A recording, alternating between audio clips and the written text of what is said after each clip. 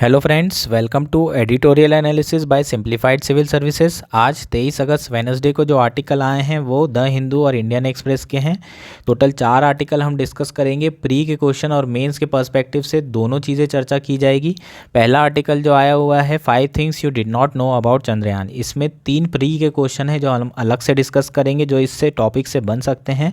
और रिसेंटली अभी न्यूज़ आई है कि चंद्रयान जो 3 है वो सक्सेसफुली लैंड कर चुका है। हमारा जो प्रज्ञान और विक्रम रोवर है, और पूरे देश के लिए गर्व की बात है।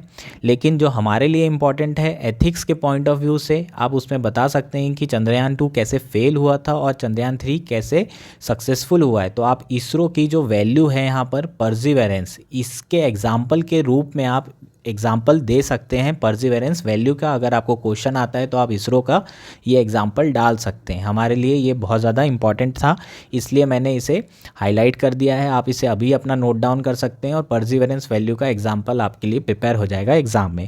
जो अगला आर्टिकल है वो है on protecting the biodiversity of north east. इसमें बेसिकली उमियाम लेक के ऊपर आर्टिकल आया है। उमियाम लेक उमियाम रिवर के ऊपर बनी हुई है, जो शिलोंग प्लेट्यू है उसमें ओरिजिन होता है उसका, और बांग्लादेश में फ़्लो होती है मेघालय के थ्रू।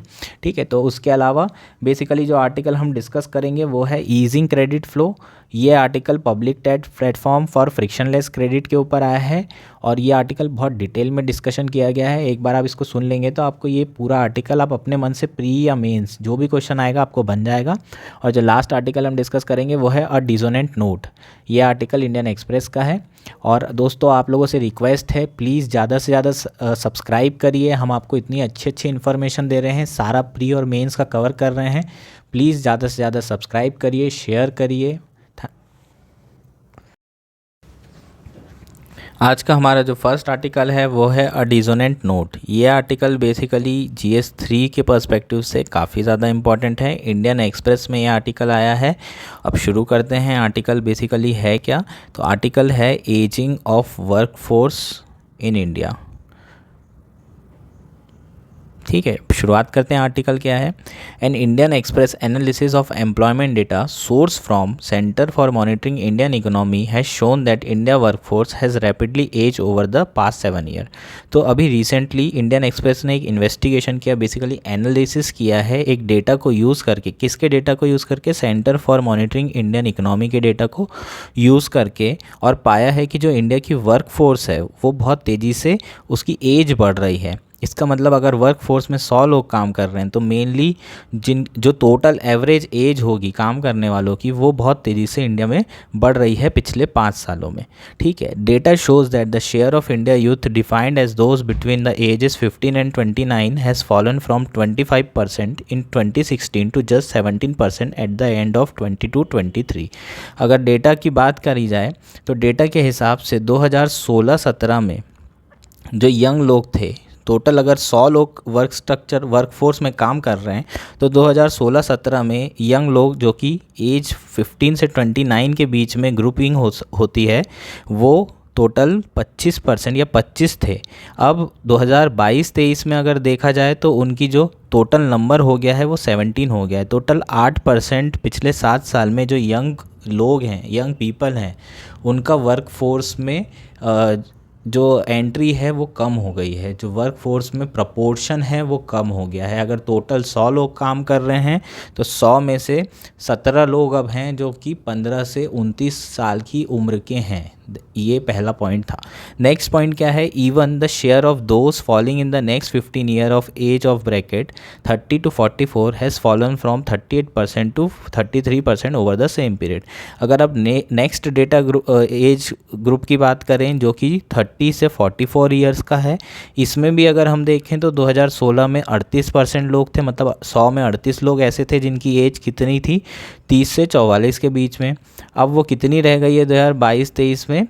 33%, लगभग 5% की कमी हुई है। मतलब 100 में टोटल 33 लोग ऐसे हैं जो कि 30 से 44 एज की हैं जो कि वर्क फोर्स में काम कर रहे हैं।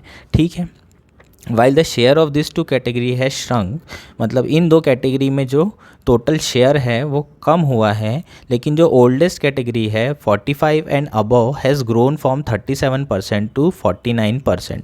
अगर आप 40 से ऊपर वाली जो शेयर है, 45 से ऊपर वाला एज ग्रुप है, अगर इनकी बात करें तो वर्क फोर्स में इनका परसेंटेज ऑलमोस्ट हाफ हो चुका है।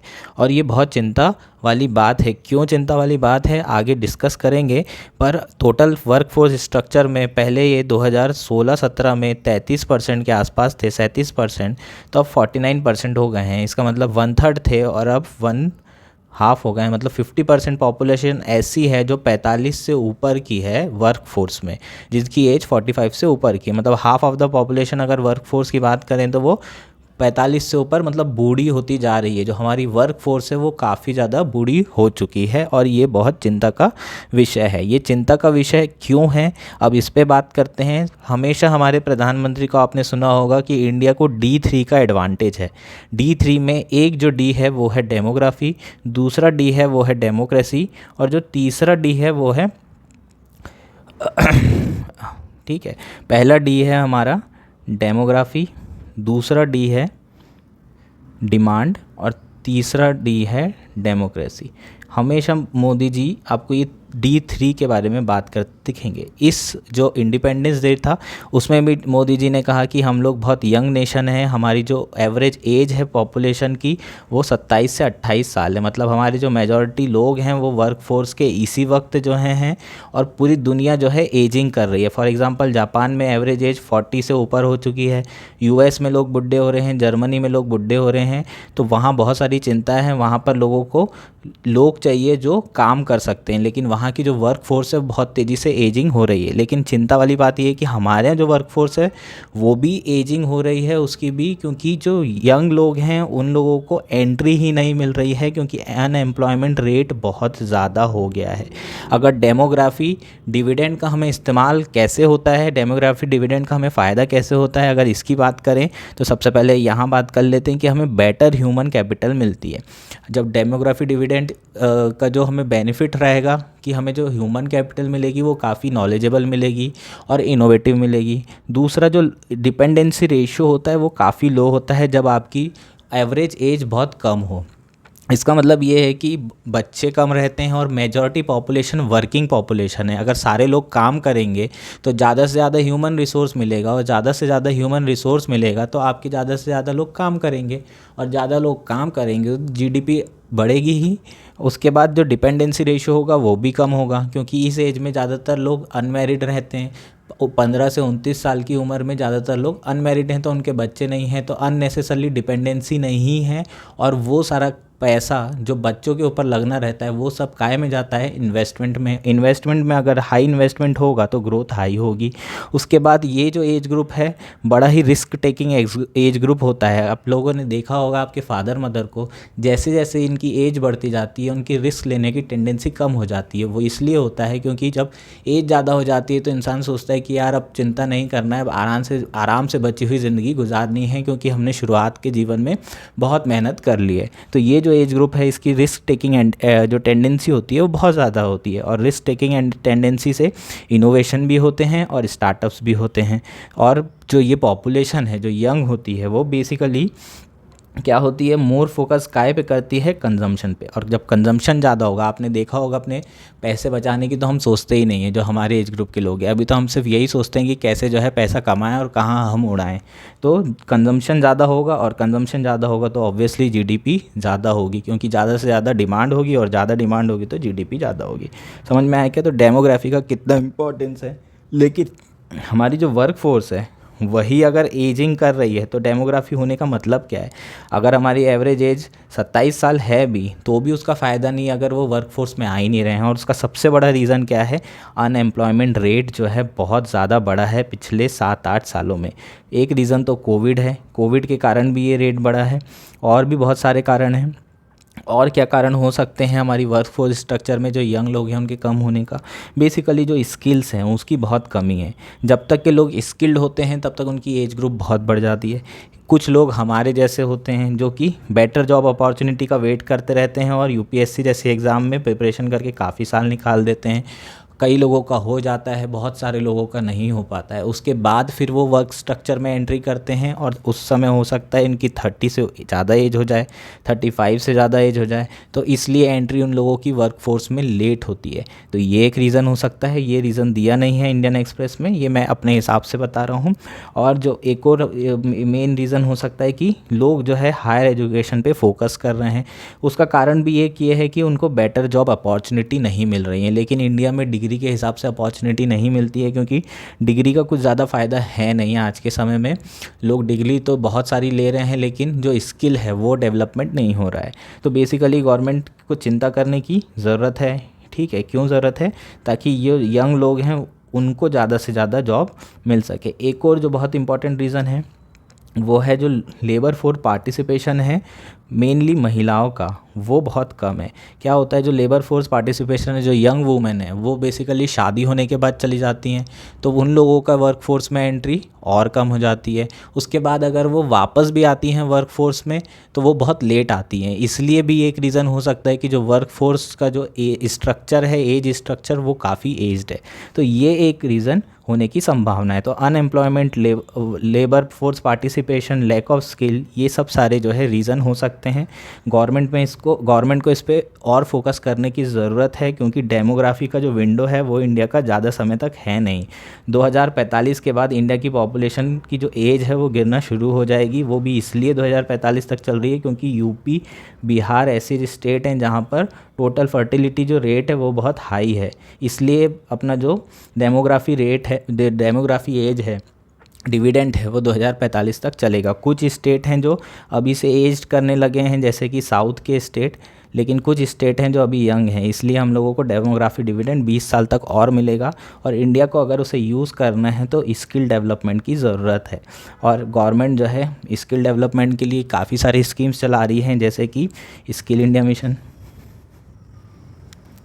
और प्रधानमंत्री कौशल विकास योजना। ठीक है, ऐसे कई सारी स्कीम्स हैं जिनके बारे में आप चर्चा कर सकते हैं और बता सकते हैं कि इंडिया को अगर विंडो अपॉर्चुनिटी का यूज़ करना है डेमोग्राफी का, तो उन्हें बहुत सारी स्किल देने की ज़रूरत है, एम्प्लॉयमेंट बढ़ाने की ज़रूरत है। ठीक है, तो ये हमारा फर्स्ट आर्टिकल हो गया। नेक्स्ट आर्टिकल जो हम डिस्कस करेंगे वो है ईजिंग क्रेडिट फ्लो। ये आर्टिकल द हिंदू में आया है और लगातार इस पे आर्टिकल आ रहे हैं इंडियन एक्सप्रेस, द हिंदू और मिंट में। हम लोग पूरी डिटेल्स मिलने के बाद ही आर्टिकल डिस्कस करते हैं और फाइनली अब पूरी डिटेल्स आ गई है। अब हम इसे डिस्कस करेंगे डेप्थ में। बेसिकली आपके मेंस के लिए काफ़ी इंपॉर्टेंट हो सकता है एज अ सॉल्यूशन एनपीए की जो प्रॉब्लम है उसका। और दूसरा, प्रीलिम्स के पर्सपेक्टिव से इसमें डायरेक्ट क्वेश्चन आ सकता है जो इनिशिएटिव चालू किया है आरबीआई ने। क्या आरबीआई ने इस्टेब्लिश किया है? Public take platform for frictionless credit. एक पब्लिक टेक प्लेटफॉर्म बनाया गया है ताकि फ्रिक्शनलेस क्रेडिट फ्लो हो सके, है ना। एक्सेस टू क्रेडिट का जो प्रॉब्लम है उसमें भी आप यूज़ कर सकते हैं। ज़्यादा से ज़्यादा क्रेडिट का एक्सेस कैसे हो सकता है, उसका सॉल्यूशन भी क्या है, ये पब्लिक टेक प्लेटफॉर्म है फॉर फ्रिक्शनलेस क्रेडिट। अब आप बात करेंगे इस प्लेटफॉर्म के बारे में, हम डिटेल में चर्चा करेंगे। तो शुरुआत करते हैं, what is the public take platform for frictionless credit. इसे किसने डेवलप किया है? आरबीआई के जो इनोवेशन हब है उसने डेवलप किया है। तो रिजर्व बैंक का जो इनोवेशन हब है उसने इसे डेवलप किया है। क्या है ये? It is an end to end digital platform. Basically एक ये डिजिटल प्लेटफॉर्म है एंड टू एंड बेसिस पे, ठीक है। और that will have an open architecture, open API and standards to which all banks can connect in plug and play model. इसमें 3 term है, तीनों अच्छे से समझेंगे। एक तो जो आर्किटेक्चर, जो जिस एल्गोरिदम पे ये बनाया गया है वो ओपन है, मतलब हर कोई एक्सेस कर सकता है। दूसरी जो बात की है एपीआई की, एपीआई के बारे में हर बार यूपीएससी में कई साल से क्वेश्चन आ रहे हैं, प्रीलिम्स के पर्सपेक्टिव से बहुत इंपॉर्टेंट है ये कॉन्सेप्ट। एपीआई होता क्या है? बेसिकली एपीआई वेटर का काम करता है, मीडिएटर का काम करता है। मान लीजिए आपने खाना को ऑर्डर किया रेस्टोरेंट में, तो खाने का ऑर्डर आप किसको करते हैं? वेटर को। और हलवाई तक इन्फॉर्मेशन कौन पहुंचाता है कि आपको क्या चाहिए? ये वेटर पहुंचाता है। सिमिलरली एपीआई होता है, वो भी ये इन्फॉर्मेशन जो है किसको पहुंचाता है? जो भी वेबसाइट्स हैं, जैसे कि आप फ़ोनपे की बात कर लीजिए या फिर आप MMT की बात कर लीजिए, मेक माई ट्रिप है। मेक माई ट्रिप कैसे काम करती है? ये भी एपीआई की जो एन्क्रिप्शन की होती है उस पर काम करती है। MMT के थ्रू आप सारी जो भी फ़्लाइट्स हैं उसमें आप क्या कर सकते हैं? टिकट कर सकते हैं। तो आप मान लीजिए इंडिगो की टिकट कर रहे हैं, तो आप आपको पूछना पड़ेगा ना कि आपके यहाँ अवेलेबल है कि नहीं सीट। मान लो एमएमटी ने एक टिकट किया और फिर इंडिगो में इन्फॉर्मेशन पूछी, तो उसके पास एक एपीआई की होती है, वो एपीआई की के थ्रू सारी इन्फॉर्मेशन पूछता है और सारी इन्फॉर्मेशन देता है, उसके थ्रू वो एक्सेस कर सकता है। It's very much like a waiter, और जो इन्फॉर्मेशन चाहिए होती है एपीआई के थ्रू इंडिगो से एमएमटी को मिलती है। इस तरीके से सारे जो ऐप्स हैं इस ओपन आर्किटेक्चर पे बन सकते हैं। सिमिलरली यूपीआई में भी ओपन एपीआई था। गवर्नमेंट हमेशा ओपन एपीआई इसलिए रखती है ताकि जो बाकी बिजनेस हैं वो उस पर अपने ऐप्स बनाएं, और उसी ऐप्स पे जो है फ़ोन पे, गूगल पे बने हैं जो हम यूज़ कर रहे हैं। गवर्नमेंट ने जो ऐप बनाया है वो भीम है, ठीक है। तो ये बेसिकली हमारा क्या हो जाएगा, ओपन एपीआई हो जाएगा। इससे हमें आगे चल के क्या होगा, कई सारे ऐप मिल जाएंगे जिससे जो बैंक्स हैं वो इजीली एक्सेस कर सकता है, और P2P जो क्रेडिट है उसको एक्सेस करवाने के लिए कई सारे ऐप वैसे भी डेवलप हो चुके हैं और भी जो है डेवलप हो जाएंगे, ठीक है। उसके बाद जो नेक्स्ट है plug and play model. Plug and play model में क्या होता है, सारे जो क्लियरेंसेस हैं वो एक ही जगह हो जाते हैं। इसके अगर रिस्पेक्ट में बात करें तो फ्रिक्शनलेस क्रेडिट का जो इन्फॉर्मेशन है, जो डिजिटल प्लेटफॉर्म बनाया गया है, उसमें सारी इन्फॉर्मेशन क्रेडिट से रिलेटेड हर पर्सन की आपको इस प्लेटफॉर्म पे मिल जाएगी। तो आपको एक तरीके से सारा क्लियरेंस मिल रहा है और सारे बैंक इसमें कनेक्ट हो सकते हैं, सारी इन्फॉर्मेशन बैंक को मिल जाएगी। बेसिकली ये प्लेटफॉर्म जो है किसके लिए है, ताकि सीमलेस प्रोसेस को किया जा सके, सारी इन्फॉर्मेशन को दिया जा सके एक प्लेस में, ताकि एक्सेस टू क्रेडिट जो है बढ़ सके, ठीक है। ये मेन एम है इसका। एक ही जगह सारी इन्फॉर्मेशन रहेगी, उस इन्फॉर्मेशन को एक्सेस कर लेंगे तो सारी इन्फॉर्मेशन से जब हम एक्सेस कर लेंगे तो क्या होगा कि हम आसानी से क्रेडिट दे पाएंगे, ठीक है। अब कौन सी इन्फॉर्मेशन की बात की जाती है, तो सबसे पहले हम ध्यान देंगे कि हमें जो इन्फॉर्मेशन की ज़रूरत है, जब भी आप क्रेडिट लेते हैं तो आपसे बैंक वाले क्या पूछते हैं कि आपकी पे स्लिप बताइए, आपका इनकम का सोर्स बताइए, आपको हर साल कितना रुपए मिल रहा है, या फिर आपके पास कुछ ज़मीन है, लैंड है जिसे आप गिरवी रख सकते हैं, गोल्ड है क्या जिसे आप गिरवी रख सकते हैं। तो ये सब सारी चीज़ें आपको बतानी पड़ती है। ये सारी इन्फॉर्मेशन आपको किस लिए हेल्पफुल होती है, क्योंकि जो बोरोअर है और लेंडर है दोनों के बीच में असिमेट्रिक इन्फॉर्मेशन जानकारी होती है। असिमेट्रिक इन्फॉर्मेशन की बात करेंगे तो असिमेट्रिक इन्फॉर्मेशन के कारण क्या होता है, जो मार्केट होता है वो फेल हो जाता है। इसका एग्जांपल मैं आपको दूंगा, जैसे कि आपकी गाड़ी है जिसको आप बेचना चाहते हैं, उसकी कंडीशन अगर मान लीजिए किसको पता होगी, जो बेच रहा है और जो सेलर होगा, लेकिन जो खरीद रहा है उसको उसकी कंडीशन नहीं पता होगी। मान लीजिए आपकी कंडीशन बहुत अच्छी है और आपने 5 लाख रुपए उसका प्राइस रखा, लेकिन इसको पता है कि पूरे मार्केट में एवरेज प्राइस 3.5 लाख रुपए से ज़्यादा नहीं, क्योंकि कुछ ख़राब गाड़ी है, कुछ अच्छी गाड़ियाँ हैं, लेकिन एवरेज प्राइस 3.5 लाख है, तो ये 3.5 लाख देगा और ये 5 लाख वाला बोलेगा कि मैं नहीं बेचूंगा। तो आखिरी में सारी अच्छी गाड़ियाँ बाहर हो जाएगी मार्केट से और केवल वही गाड़ियाँ बचेगी जो ख़राब हैं, जिनकी कीमत 3.5 लाख है भी नहीं। तो इस तरीके से मार्केट फेल हो जाएगा, क्योंकि डिमांड और सप्लाई फेल हो जाएगी। लेकिन अगर हमें यही इन्फॉर्मेशन कोई हमारा मैकेनिक दे दे कि ये गाड़ी 5 लाख के वर्थ की है, तो क्या हो जाएगा कि हमें एक क्या मिल गया, इंश्योरेंस मिल गया कि ये गाड़ी 5 लाख की है, तो फिर हम लोग उसको पे करने लगेंगे। तो जो असिमेट्रिक इन्फॉर्मेशन की प्रॉब्लम है वो ख़त्म हो जाएगी। इसी तरीके से एजुकेशन भी क्या है, एक पैमाना है।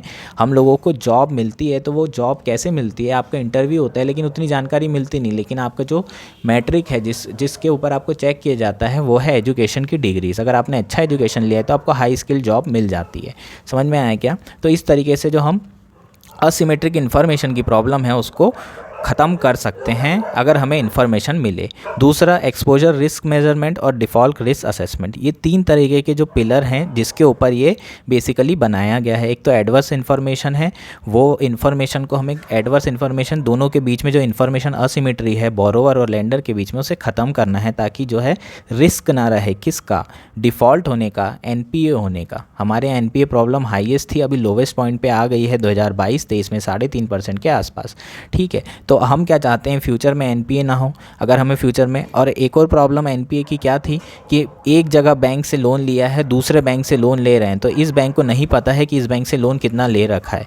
तो कई बार ऐसा होता था कि दोनों बैंक से लोन ले लेते हैं लोग और उसके बाद डिफ़ॉल्ट कर जाते हैं, और बेसिकली एक बैंक को चुकाने के लिए दूसरे बैंक से लोन लेते हैं, फिर तीसरे बैंक से लोन लेते हैं। इस तरीके से डेब्ट ट्रैप में फंस जाते हैं और एनपीए बढ़ जाता है। तो ये सारी इन्फॉर्मेशन कौन देगा बैंक को? बेसिकली उसके लिए हमने एक डिजिटल प्लेटफॉर्म डेवलप किया है। इसी को क्या कहा जाता है? इसी को हमने क्या कहा गया है, public debt platform for frictionless credit. ये डिजिटल प्लेटफॉर्म में सारी इन्फॉर्मेशन होगी, क्रेडिट जिसको देना है और क्रेडिट वो जो बोरोअर है उसकी सारी इन्फॉर्मेशन हमें मिल जाएगी कि उसके पास लैंड है या नहीं। ये लैंड कौन देगा, लैंड की इन्फॉर्मेशन स्टेट गवर्नमेंट देगी, उनके पास लैंड रिकॉर्ड होंगे, उससे हमें मिल जाएगी। इवन डेयरी की जो इन्फॉर्मेशन है, जो डेयरी कोऑपरेटिव्स हैं वो भी आपकी इन्फॉर्मेशन दे सकते हैं, जो दूध वाले भैया होंगे उनकी, वो बता सकते हैं कि ये हर महीने कितना इनका दूध का जो है डिलीवरी हो रही है, कितना इन्हें पैसा मिल रहा है। उस हिसाब से कोलेट्रल फ्री जो है एक्सेस टू क्रेडिट बढ़ाया जा सकता है गरीबों को। तो गरीबों के लिए बेसिकली ये किया जा रहा है। साथ में जो रईस लोग हैं, जो मेन एनपीए बढ़ा रहे हैं, उनके लिए भी सारी इन्फॉर्मेशन एक ही जगह मिल जाए, इसलिए ये प्लेटफॉर्म बनाया गया है। तो बेसिकली आपको कॉन्सेप्ट समझ में आ गया होगा इस प्लेटफॉर्म बनाने का। Next, the platform would integrate data from central, state government, account aggregator, banks, credit information companies and digital identity authorities. ठीक है, तो ये कहाँ से डेटा ले सकते हैं? सेंट्रल गवर्नमेंट डेटा देगा आपके बारे में, स्टेट गवर्नमेंट देगा, अकाउंट एग्रीगेटर देगा। ये क्या है? एक डिजिटल प्लेटफॉर्म है, ये सारी इन्फॉर्मेशन लेके रखता है आप ही से पूछ के, जो फाइनेंशियल आपने ट्रांजैक्शन किया है उसकी। और ये सारी इन्फॉर्मेशन कहाँ देगा? इस प्लेटफॉर्म में देगा। बैंक्स भी, जो सारे बैंक है, अगर किसी और बैंक ने आपने लोन लिया है तो वो इन्फॉर्मेशन मिल जाएगी। क्रेडिट इन्फॉर्मेशन कंपनीज होगी, वो भी इन्फॉर्मेशन देंगे। और डिजिटल आइडेंटिटी अथॉरिटीज़ भी आपकी इन्फॉर्मेशन देंगे, जो भी केवाईसी होता है, आधार वाली जो इन्फॉर्मेशन है वो भी यहाँ पर मिल जाएगी। This consolidation would eliminate hindrance and streamline rule based landing process. तो ये सारे हिंड्रेंस को ख़त्म कर देगा और क्या कर देगा कि स्ट्रीमलाइन कर देगा लैंडिंग प्रोसेस को। बहुत आसानी से जो है जो लैंडिंग होगी वो दे दी जाएगी। जनरली बैंक को क्या लगता है कि उनको डर ये रहता है कि पता नहीं ये पे कर पाएंगे कि नहीं पे कर पाएंगे। तो बेसिकली जो आपकी एबिलिटी टू पे है उसके ऊपर जो है क्वेश्चन मार्क रहता है, और यही प्रॉब्लम को सॉल्व करने के लिए ये प्लेटफॉर्म डेवलप किया गया है। The process of delivering credit through digital means involve credit appraisal which will let the borrower ability to repay the loan adhere to credit agreement. तो ये प्रोसेस होती है बेसिकली आपकी जो एबिलिटी है। ठीक है, एक और तरीका है क्रेडिट स्कोर का, जो अभी रिसेंटली चल रहा है। लेकिन क्रेडिट स्कोर आपका, अगर आपने पहले लोन लिया है तभी हो सकता है। अगर आपने फ्रेश लोन ले रहे हैं तो आपका क्रेडिट स्कोर हमेशा अच्छा रहेगा, इसलिए उसके हिसाब से उसमें कुछ इश्यूज़ हैं, उससे आप नहीं बता सकते हैं, और सारी इन्फॉर्मेशन एक जगह मिल भी नहीं रही है।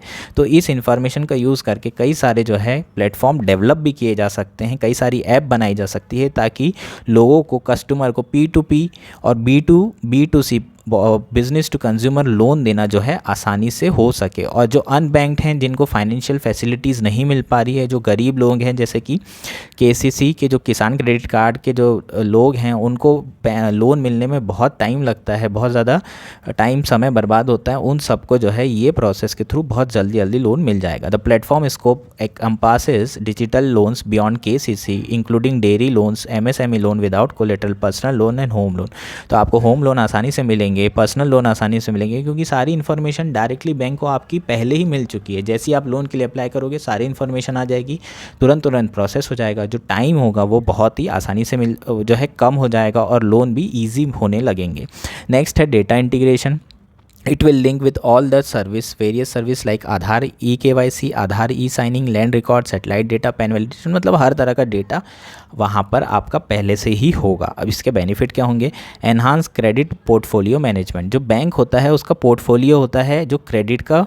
ठीक है, पोर्टफोलियो का मतलब क्या होता है? जो क्रेडिट देते हैं बैंक वाले, कुछ देंगे जो फार्मर्स को देंगे, कुछ होंगे जो प्रायोरिटी सेक्टर लैंडिंग होगी, कुछ जो बड़े लोग हैं जो एनपीए करते हैं, बेसिकली जो रईस बड़े बड़े इन्वेस्टमेंट प्रोजेक्ट होंगे उनको देंगे। तो सबकी अलग अलग रिस्क होती है, इसको हम बोलते हैं पोर्टफोलियो। तो पोर्टफोलियो में डिफरेंट रिस्क होती है। आप लोग अगर कहीं इन्वेस्ट करते हैं तो आपका वो पोर्टफोलियो कहलाता है। आप कुछ में बहुत रिस्क लेते हैं, कुछ ऐसे एसेट खरीदते हैं, कुछ ऐसे एसेट होते हैं जिस बिल्कुल सिक्योर होते हैं, जैसे गवर्नमेंट बॉन्ड। उसी तरीके से बैंक भी क्या करता है? अपना पोर्टफोलियो मैनेज करता है। तो इससे जो क्रेडिट पोर्टफोलियो होगा मैनेजमेंट, वो बहुत आसानी से होगा, और जो रिस्क असेसमेंट होगा वो ईजिली हो पाएगा, और बेसिकली एफिशिएंट पोर्टफोलियो मैनेजमेंट हो पाएगा। ठीक है, और रिस्क जो है काफ़ी कम रहेगी, क्योंकि हम पहले ही असेस कर चुके होंगे किस में ज़्यादा रिस्क है, कौन दे पाएगा और कौन नहीं दे पाएगा। Improved access to credit, obviously अगर सारी इन्फॉर्मेशन मिलेगी तो बहुत सारे लोग हैं जिनके पास ज़मीन नहीं है लेकिन वो बहुत जुगाड़ू लोग हैं, वो हमेशा लोन चुका देते हैं। ऐसे लोगों की इन्फॉर्मेशन मिलेगी तो उन्हें हर बार लोन मिलेगा, और उनको एक्सेस टू क्रेडिट सबको मिलने लगेगा। Reduce operational cost. Operational cost बहुत कम हो जाएगी। जब सारा डेटा मिलेगा तो आपको बार बार बुलाया नहीं जाएगा, बार बार डॉक्यूमेंटेशन वेरिफिकेशन के लिए नहीं बुलाया जाएगा। तो जो लेंडर की कॉस्ट है और बोरोर की कॉस्ट है, विजिटिंग कॉस्ट, वो भी बहुत कम हो जाएगी। सारा डेटा एक साथ मिल जाएगा, सब एक साथ प्रोसेस हो जाएगा और ट्रांजेक्शन कॉस्ट भी जो लोन की होगी वो भी कम हो जाएगी। जब ट्रांजेक्शन कॉस्ट कम होगी तो छोटे लोन, जो बड़े बड़े बैंक हैं, वो स्मॉल लोन्स भी देने के लिए तैयार हो जाएंगे, जिसके लिए स्मॉल फाइनेंस बैंक अलग से जो है काम करते हैं, वो अब डायरेक्टली SBI जैसे बैंक भी देने लगेंगे। तो काफ़ी फ़ायदा होगा। और लगभग अगर बात करें कि RBI का एक सर्वे की बात करें तो फार्म लोन को लगभग 2 से 4 हफ्ते लगते हैं और 6% लोन की जो है कॉस्ट लग जाती है। मतलब 1 लाख रुपए का अगर लोन ले रहे हैं तो 6,000 रुपये जो है लोन लेने में ही लोगों के लग जाते हैं। तो उन्हें नेट जो है 94,000 का ही लोन मिलता है। उसके साथ साथ एफिशिएंसी एंड स्केलेबिलिटी, तो इससे जो है बहुत तेज़ी से जो है डिसबर्समेंट होगा किसका, लोन का। और स्केलेबिलिटी मतलब ज़्यादा से ज़्यादा लोगों को दिया जा सकेगा लोन, ताकि जो इकोसिस्टम होगा, क्रेडिट इकोसिस्टम, वो बहुत एफिशिएंट हो जाएगा और NPA के आने वाले समय में चांसेस बहुत कम हो जाएंगे। जो कि मुद्रा एक बहुत चिंता वाली बात है। मुद्रा में बहुत सारा लोन बांटा गया है और नेक्स्ट NPA की वेव मुद्रा से आ सकती है, ऐसा रघुराम राजन जी ने पहले भी डिस्कस किया है और आने वाले समय में भी इसमें चिंता करने की ज़रूरत है। ठीक है, तो ये हमारा 3rd आर्टिकल हो जाएगा। हमारा नेक्स्ट आर्टिकल है 5 things you did not know about Chandrayaan and other moon mission. 5 ऐसी चीज़ें जिसके बारे में आपको बिल्कुल भी जानकारी नहीं होगी चंद्रयान और अदर मून मिशन के बारे में, उसके बारे में यह आर्टिकल है। इंडियन एक्सप्रेस में आया है। मेंस के पर्सपेक्टिव से बिल्कुल भी इंपॉर्टेंट नहीं है, कुछ भी इंपॉर्टेंट नहीं है, लेकिन जो फैक्ट्स हैं वो आपके प्रीलिम्स में काम आ सकते हैं और ऑलमोस्ट 3 ऐसे क्वेश्चन हैं जो इससे बन रहे हैं, वो हम लास्ट में डिस्कस करेंगे। शुरुआत करते हैं फर्स्ट पॉइंट से। पहला पॉइंट जो आपको नहीं पता होगा वो है Kalam ensured Chandrayaan 1 left imprint on moon.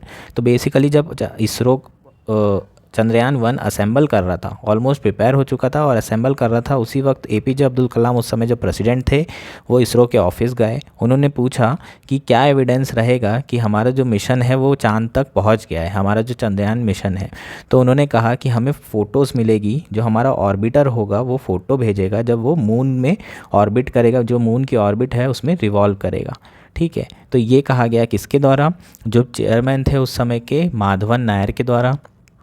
उसके काउंटर में जो है कलाम जी ने कहा कि ये सफिशिएंट नहीं है और उन्होंने कहा कि स्पेस क्राफ्ट में एक ऐसा इंस्ट्रूमेंट होना चाहिए that could be made to fall on moon surface. इस तरह का इंस्ट्रूमेंट बनाया जाए जिसको मून सरफेस पे गिराया जा सके।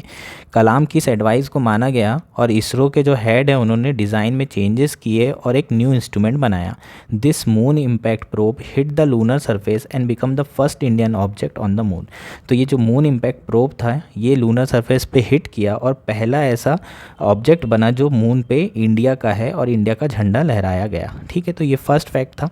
नेक्स्ट फैक्ट की बात करेंगे कि Chandrayaan 2 lander was to come from Russia. जब चंद्रयान 1 सक्सेसफुल हो गया 2008 में और इंडिया का जो सैटेलाइट है वो बेसिकली ऑर्बिट करने लगा मून के अराउंड ऑर्बिटर, तो फिर चंद्रयान 2 की घोषणा होने वाली थी और चंद्रयान 2 में जो है डिसाइड हुआ कि रोवर और लैंडर दोनों रशिया देगा और इंडिया रॉकेट और ऑर्बिटर बनाएगा। और मिशन 2011-12 में फाइनल किया गया कि 11-12 की टाइमलाइन में जो है ये मिशन लॉन्च किया जाएगा। लेकिन बाद में ये हुआ कि जो डिज़ाइन लैंडर और रोवर की बनाई जा रही थी रसिया के द्वारा, वो डिज़ाइन में बहुत सारे फॉल्ट आने लगे और फिर जो न्यू डिज़ाइन बनाई गई वो इंडिया के रॉकेट के लिए कंपेटिबल नहीं थे, उसका साइज़ बहुत ज़्यादा था।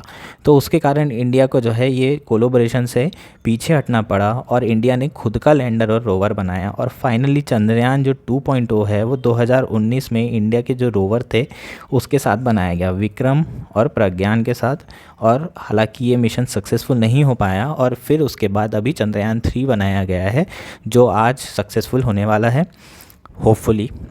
नेक्स्ट अगर हम बात करें कि इंडिया का जो नेक्स्ट मिशन है वो चंद्रयान नहीं कहलाएगा। ठीक है, जो फॉलोअप मिशन होगा वो चंद्रयान नहीं कहलाएगा। Unlike some countries that have a whole series of lunar mission plan, India has not yet announce follow up mission to Chandrayaan 3। While there would have been obviously a Chandrayaan 4, 5, 6 और more, India will before those send another moon mission in collaboration with Japan. It is called LUPEX.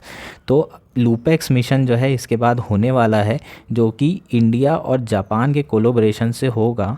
और चंद्रयान 3 का follow up अभी नहीं आया है, हो सकता है बाद में अनाउंस हो सके जो सिर्फ इंडिया का हो, लेकिन अभी लूपेक्स जो है लॉन्च होने वाला है, जो कि किन किन के बीच में है, इंडिया और जापान के बीच में 2024 और 25 में इसे प्लान किया गया है। नेक्स्ट बात करेंगे Europe withdrew from Russia Luna 25 due to Ukraine war. तो लूना 25 मिशन, लूना 26 और लूना 27, इसमें जो है ईयू की जो स्पेस एजेंसी है उसने पार्टिसिपेट किया था, कोलोब्रेशन किया था और बहुत सारी चीज़ें जो है वो प्रोवाइड करने वाले थे, जैसे कि optical navigation system, navigation camera. लेकिन यूक्रेन की वॉर होने के बाद किसने विड्रॉ कर लिया, ईयू ने विड्रॉ कर लिया और रशिया को अकेले ही लूना 25 लॉन्च करना पड़ा। हालांकि अनफॉर्चुनेटली लूना जो 25 है वो क्रैश हो गया है और लूना 25 के बारे में अब कोई भी सवाल यूपीएससी में आपको शायद ही दिखे। ज़्यादा से ज़्यादा अगर पूछ सकता है तो लूना और चंद्रयान 3 का कंपैरिजन पूछ सकता है, इसके अलावा इसमें कोई भी सवाल आने की संभावना नहीं है। फेल्ड मिशन प्रीलिम्स में कभी नहीं आते हैं, मेंस में पूछने की संभावना होती है, लेकिन जनरली आप मतलब इग्नोर कर सकते हैं अगर मिशन फेल हो चुका है तो, ठीक है, क्योंकि चंद्रयान 2 के बारे में अभी तक कुछ नहीं आया है और फेल मिशन कभी नहीं पूछता यूपीएससी में। अगर आप रिसर्च करेंगे PYQs की तो आपको पता चल जाएगा। नेक्स्ट जो लास्ट है point, Israel Japan landing bits were by private company. ठीक है, तो moon mission from Israel and Japan, Beresheet and Hakuto R respectively were send by private companies. ठीक है, तो इसके पहले पूरे इस लास्ट डिकेड में 5 ऐसी कंट्री हैं जिसने अटेम्प्ट किया है मून पे पहुंचने का, लैंड कराने का। China, Israel, India, Japan and Russia. और सिर्फ चाइना ऐसी कंट्री है जो चांग ई के थ्रू जो है मून पे लैंडिंग सक्सेसफुल करा चुकी है। 5 ऐसी कंट्री और सिर्फ ओनली सक्सेसफुल कंट्री कौन सी है, चाइना। ठीक है, बाकी जो 4 कंट्री हैं जिन्होंने ट्राई किया है वो सक्सेसफुल नहीं हो पाई है। और जो मून मिशन है इजराइल और जापान का, उसका नाम है बेरेशीट और हाकुटोर। ये दोनों ही प्राइवेट कंपनियों के द्वारा भेजे जा रहे हैं। Till date this remain only attempts by a private space agency to land on the moon. ये एकमात्र जो है अटेम्प्ट है अभी तक के प्राइवेट कंपनी द्वारा जो मून में लैंडिंग कराने के लिए किया जा रहा है। दोनों मिशन के नाम इंपॉर्टेंट हैं। Japan space agency JAXA is ready to send its first moon landing mission. It is called SLIM, smart lander for investigating moon. तो स्लिम जो है क्या है, लूनर एक्सप्लोरेशन मिशन है और बेसिकली इसमें लैंडर है जो कि जापान के द्वारा लॉन्च किए जाने वाला है। ठीक है, तो अब इसमें क्या क्वेश्चन बन सकते हैं, अब उसकी डिस्कस कर लेते हैं। पहला क्वेश्चन बन सकता है कि Beresheet and Hakuto R recently in news related to moon mission by private company, super computer developed by Israel and Japan respectively, it is a ransomware and it's a crypto currency. Basically जब भी इस तरह के question आते हैं recently in news पे और कोई वर्ड दिया रहता है, तो आप अगर रिसर्च करेंगे PYQ की, तो या तो उसका आंसर ए होता है या तो उसका आंसर डी होता है। 90% टाइम उसका आंसर ए ही होता है। अगर आप देखेंगे तो आपको लगेगा कि ये ए वाला तुक्का भी आपका सक्सेसफुल हो सकता है। ठीक है, आप ट्राई करेंगे और सारे में इसी तरह के क्वेश्चन में मारेंगे तो आपके सक्सेस रेट जो है आराम से 50% से ज़्यादा होगा और आपको पॉजिटिव में नंबर मिलेंगे अगर आपको सारे नहीं पता हैं तो। ये ट्रिक है, ये की पॉइंट है। आपको पता नहीं होगा तो आप लोग इसको अपने आर्सेनल में ऐड कर सकते हैं। तो इसका answer basically Beresheet and Hakuto R basically क्या है, it's a moon mission of private company, तो आंसर ए हो जाएगा। नेक्स्ट क्वेश्चन होगा लूनर एक्सप्लोरेशन मिशन। इनका नाम दिया हुआ है, कंट्री का नाम दिया हुआ है। स्लिम मिशन अभी हमने देखा कि वो किसका है, जापान का है। चांगी मिशन के बारे में मैंने आपको डिस्कस किया जो कि चाइना का है। और आर्टेमिस मिशन जो कि नासा का है बेसिकली, तो US हो जाएगा ये। तो ये तीनों ही गलत हैं, तो only one statement is correct, ये भी गलत होगा। टू भी करेक्ट गलत होगा, ऑल करेक्ट तो गलत है ही और आंसर होगा नन करेक्ट। इस तरह का क्वेश्चन बन सकता है। Which of the following is not correct about the LUPEX mission? It is a lunar exploration mission, obviously it's a lunar exploration mission, तो it is correct. Collaboration between India and Japan, बिल्कुल ये collaboration है। It is a follow up mission of Chandrayaan 3, ये बिल्कुल गलत है। तो answer क्या हो जाएगा, सी हो जाएगा। और none of them are correct, तो ये तो होगा नहीं। तो ये 3 जो है मिशन के बारे में हम लोगों को इसमें प्रीलिम्स में आ सकता है और तीनों हमने डिस्कस कर लिया है प्रीलिम्स के पर्सपेक्टिव से। तीनों बहुत इंपॉर्टेंट क्वेश्चन है। हमारा जो नेक्स्ट आर्टिकल और आज का लास्ट आर्टिकल है वो है on protecting the biodiversity of the north east. ये आर्टिकल द हिंदू में आया है और GS3 के एनवायरनमेंट सेक्शन के लिए इंपॉर्टेंट है। आपका आंसर आप एनरिच कर सकते हैं इससे, इसमें कुछ इंपॉर्टेंट पॉइंट्स दिए हुए हैं। बेसिकली प्रीलिम्स के लिए उमियान लेक है जिसका जिक्र किया गया है, उसी के कारण ये आर्टिकल आया भी हुआ है। हम इसको अच्छे से उमियान लेक के बारे में डिटेल में चर्चा करेंगे। तो प्री और मेंस दोनों के एस्पेक्ट हम लोग कवर करते हैं और इसमें भी हम कवर करेंगे। अब शुरुआत करते हैं आर्टिकल बेसिकली न्यूज़ में क्यों हैं। तो रिसेंटली मेघालय हाई कोर्ट ने एक ऑर्डर पास किया है अपने रिसेंट जजमेंट में cleanliness of Umiam lake versus state of Meghalaya. उसमें उन्होंने कहा है कि in the absence of any other employment opportunity और and in the name of promoting tourism the natural beauty of the state should not be destroyed. आप सिर्फ ऐसा नहीं कह सकते हैं कि एम्प्लॉयमेंट को बढ़ाने के लिए कोई और अपॉर्चुनिटी नहीं है इसलिए हमें टूरिज़्म करना पड़ेगा, कंस्ट्रक्शन करना पड़ेगा, और उसके नाम से आप जो नेचुरल ब्यूटी है उसको डिस्ट्रॉय नहीं कर सकते हैं। कोर्ट ने ऑब्जर्व किया है कि जो Meghalaya water bodies preservation and conservation guidelines 2023 है वो it did not deal with the most serious aspect of building and construction mushrooming around water bodies. तो पॉल्यूशन होने का जो सबसे बड़ा कारण है कंस्ट्रक्शन जो कि वाटर बॉडीज़ के अराउंड है, उससे ये डील ही नहीं करता है जो मेघालय का वाटर बॉडीज़ प्रिजर्वेशन और कंजर्वेशन गाइडलाइंस है। ठीक है, तो अब बात करते हैं कि जो बायोडाइवर्सिटी नॉर्थ ईस्ट की है उसके बारे में चर्चा करते हैं। The Northeast India lies within the ecologically fragile, biologically rich region, highly prone to climate changes, located in a transboundary river basin। ठीक है, तो जो नॉर्थ ईस्ट रीजन है वो इकोलॉजिकली बहुत ज़्यादा फ्रेजाइल है, टेक्टोनिकली फ्रेजाइल रीजन है, बायोलॉजिकली बहुत रिच रीजन है, हॉटस्पॉट है नॉर्थ ईस्ट हिमालयस। ठीक है, एक वन ऑफ द हॉटस्पॉट है इंडिया का।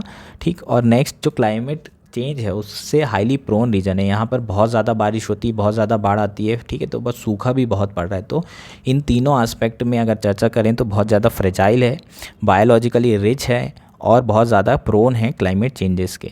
ठीक है, both flora and fauna of the areas are under the threat due to deforestation. तो जो फ्लोरा है मतलब फ्लावर्स हैं, प्लांट्स हैं, सारे के सारे जो है अंदर क्या हैं, थ्रेट के हैं। क्यों हैं? क्योंकि डिफॉरेस्टेशन मतलब कटिंग ऑफ फॉरेस्ट हो रही है, माइनिंग हो रही है, क्वेरिंग हो रही है और शिफ्टिंग कल्टीवेशन हो रहा है। ठीक है, यही सारे रीज़न जो है बेसिकली अबेंडेंट काय में है, नेचुरल रिसोर्सेज में, जैसे कि ऑयल जो कि असम में आपको पता होगा, natural gas, minerals and fresh water, ये सब सारी चीज़ें आपको नॉर्थ ईस्ट में मिल जाएगी। इसलिए इसे ग्रीन बेल्ट भी कहा जाता है और इन्हीं सब चीज़ों को एक्सप्लॉइट करने में बहुत ज़्यादा खतरा है इस रीजन के फ्लोरा और फौना को।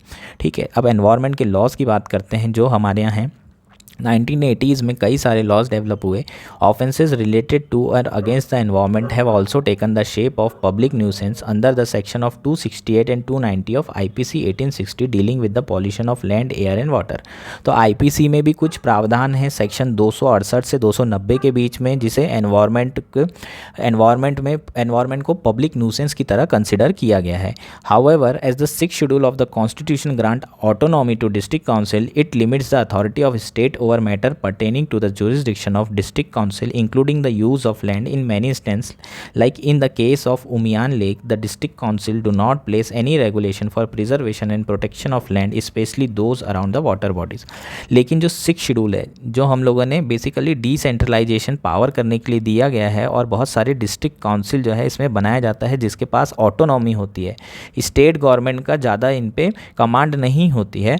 तो हम लोगों ने ये बेसिकली डिसेंट्रलाइज करने के लिए बनाया गया था ताकि कस्टम का जो है प्रिजर्वेशन किया जाए, जाकि एनवायरनमेंट का प्रिजर्वेशन किया जाए। लेकिन कई बार ऐसा होता है कि जो डिस्ट्रिक्ट काउंसिल है, जो उमियान लेक के केस में भी है, उन लोगों ने कोई रेगुलेशन नहीं किया और preservation and protection of land around the water bodies, जो वाटर बॉडीज़ हैं उमियान लेक के आसपास जो कंस्ट्रक्शन हो रहा था उसको रोकने के लिए कुछ भी नहीं किया गया जो डिस्ट्रिक्ट काउंसिल थी उसके द्वारा। PIL and judicial activism and encourage under the article 32 and 226। तो PIL बेसिकली 32 आर्टिकल और 226 हाई कोर्ट वाला कौन करता है, 226 32 सुप्रीम कोर्ट। ठीक है, of the constitution led to a wave of environmental litigation. ठीक है, तो बेसिकली PIL के थ्रू हम लोग सारे एनवायरमेंट लिटिगेशन लगाते हैं और उसी से हम ये सारी चीज़ें कंट्रोल कर रहे हैं। जैसे कि उमियान लेक में भी PIL लगी थी जो मेघालय हाई कोर्ट में, और उन लोगों ने डिसीजन दिया था। तो NGT ने कई बार इम्पोज कर चुका है फाइन, जैसे कि 100 करोड़ का फाइन लगा था मेघालय स्टेट को government for failing to curb illegal mining. Basically जो मेघालय स्टेट गवर्नमेंट है उनको 100 करोड़ का फ़ाइन देना पड़ चुका है क्योंकि वो इलीगल माइनिंग को कम नहीं कर पाए थे। मणिपुर गवर्नमेंट के ऊपर भी 200 करोड़ का जो है फ़ाइन लगा चुकी है NGT। ये आप लोग यूज़ कर सकते हैं। NGT के बारे में अगर पूछता है तो NGT की क्या अचीवमेंट्स हैं। ठीक है, तो NGT as a body successful है या नहीं, कॉसी जुडिशियल बॉडी पे हमेशा GS पेपर 2 में एक क्वेश्चन आता ही आता है और ये कॉसी जुडिशियल बॉडी की तरह ही काम कर कर रही है। एनजीटी के लिए अलग से लॉ बना है 2010 में। प्लीज़ आप ये पॉइंट को जो है कंसिडर करिए और देखिए कि ये हो सकते हैं, ठीक है। नेक्स्ट क्या है, अगर हम नेक्स्ट बात करें, the pressing priority, the central government and the state government have to develop infrastructure, generate revenue and create employment through the sustainable policies. जो स्टेट गवर्नमेंट है और जो सेंट्रल गवर्नमेंट है उनको बेसिकली क्या करने की ज़रूरत है, रेवेन्यूज़ को जनरेट करने की ज़रूरत है, लेकिन जो पॉलिसीज़ होनी चाहिए वो सस्टेनेबल होनी चाहिए। ऐसा नहीं होना चाहिए कि कंस्ट्रक्शन कर रहे हैं तो एनवायरनमेंट का लॉस कहीं ज़्यादा हो जाए, जो एनवायरनमेंट कॉस्ट वो बहुत ज़्यादा पड़ जाए। The negative list in the north east industrial development scheme NEIDS 2017 is a step in a right direction. तो एक नेगेटिव लिस्ट बनाई गई जो कि north east industrial development scheme के थ्रू बनाई गई। इसके अनुसार if an entity is not complying with the environment standards, not having applicable environment clearance, does not have a consent from concerned pollution board, it will not be eligible for any incentive under the NEIDS and will be put on the negative list। ठीक है, अगर जो भी body है, अगर कोई भी आदमी कंस्ट्रक्शन करना चाहता है तो अगर वो एनवायरनमेंट के जो स्टैंडर्ड है उनसे कंप्लाई नहीं कर रहा है, उसके पास सारे एनवायरनमेंट क्लियरेंस नहीं है, उसके पास पॉल्यूशन बोर्ड की कंसेंट नहीं है, तो उसे नेगेटिव लिस्ट में डाल दिया जाता है। और NEIDS के हिसाब से जो जो इंसेंटिव दे रहे हैं वहाँ पर डेवलपमेंट करने के लिए इंफ्रास्ट्रक्चर नॉर्थ ईस्ट में, वो सारे इंसेंटिव नहीं दिए जाते हैं। Similarly the Act Fast for Northeast policy should not only include trade and commerce but also the preservation of environment and ecology। तो ऐसी एक और पॉलिसी है act fast for north east, जिसमें ये चाहते हैं, जो राइटर है वो चाहता है कि सिर्फ ट्रेड और कॉमर्स को इंक्लूड ना किया जाए, जबकि एनवायरनमेंट और इकोलॉजी के प्रिजर्वेशन को भी इंक्लूड किया जाए in the region to basically in the region to aim for a $10 trillion economy without protecting India environment is a goal worth not pursuing। अगर इंडिया $10 ट्रिलियन इकोनॉमी बनना चाहता है और अगर वो एनवायरनमेंट का प्रोटेक्शन नहीं कर रहा है तो फिर बेसिकली ये गोल को छोड़ देना ही बेहतर है, क्योंकि एनवायरनमेंट है तो सब कुछ है, ठीक है। तो इसलिए गवर्नमेंट को कंसिडर करना चाहिए कि यूनिफॉर्म एनवायरमेंटल लेजिस्लेशन बनाया जा सके, ताकि एनवायरनमेंट के इशू और हर लेवल पर फ्रॉम द स्टेट और काउंसिल, ऑटोनॉमस काउंसिल और सेंट्रल गवर्नमेंट, तीनों लेवल पर जो है यूनिफॉर्म लॉ होने की ज़रूरत है, ताकि ऐसी सिचुएशन ना आए। समझ में आया क्या? ये हमारा लास्ट आर्टिकल था। Thank you, enjoy your day.